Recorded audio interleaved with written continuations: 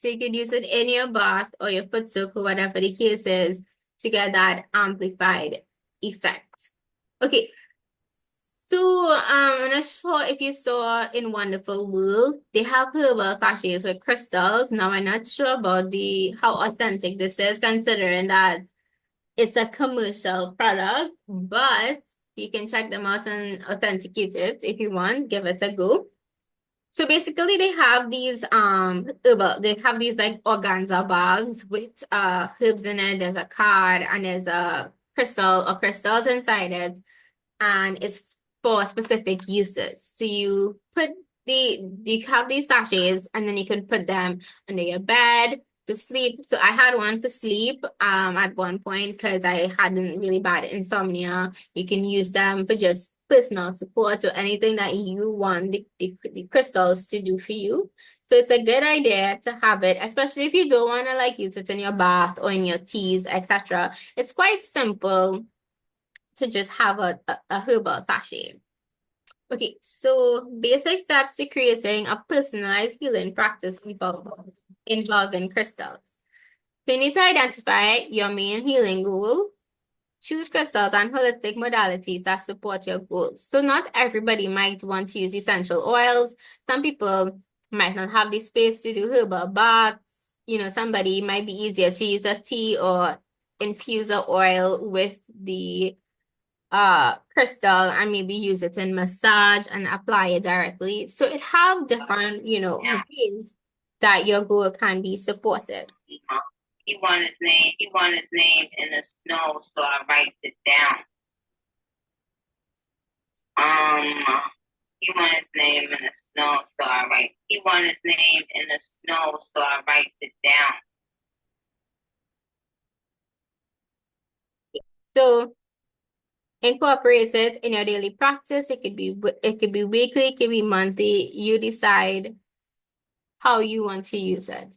And then set your intention and reflect. Now, this part is really good if you keep a journal because then you can record like the steps that you took to setting up that relationship with your crystal, doing the intention, doing the work, write your little reviews and what your experience is. And what I can do is that you can read it back in the future and have an idea of how you're going to fine tune your experience the next time. And then what you can do is when you work with it, you adjust it. So you need to adjust your practice. So once you see that you're making certain practice, you can say, maybe I don't need this anymore. Maybe I need more of this. So let me do that to facilitate and accommodate for the things that I want. So this is your quiz. I believe there was so I guess class will finish early today unless you'll have more to share. We have more students now, so I guess if anybody want to talk about their crystal experience, if they have any questions, etc., because I covered everything that I wanted to cover. Yeah. Hi. I wanted to find out how do you know when to cleanse your crystals or how often you should cleanse them?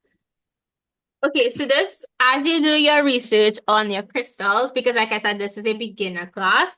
So I would say start like with the readings here and see what it says, because usually this will give you an idea of what the crystal is going to do and how to cleanse it, how often to work with it. Because it's a beginner level class, I wouldn't be able to say off the bat. But like Shalini mentioned, it's also a personal experience. So if you feel and your intuition is saying that you should cleanse this like once a week, then you cleanse it once a week. But doing a little bit more research, on the crystals themselves is a good way to start. So this is why I included these books here. These were the really beginner friendly books.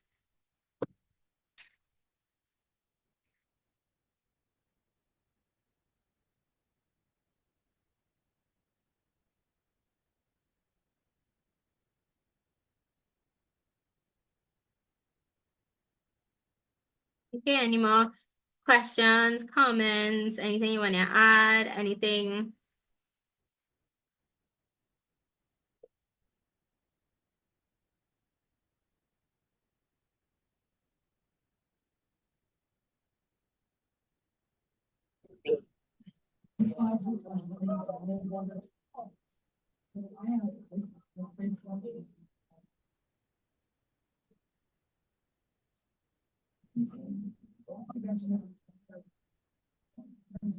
Well, if you have no more questions, we'll end class today.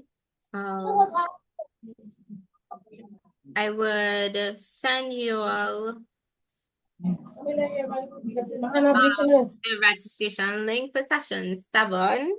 Yeah. Okay, well, that's it for today's class. I will upload the recording.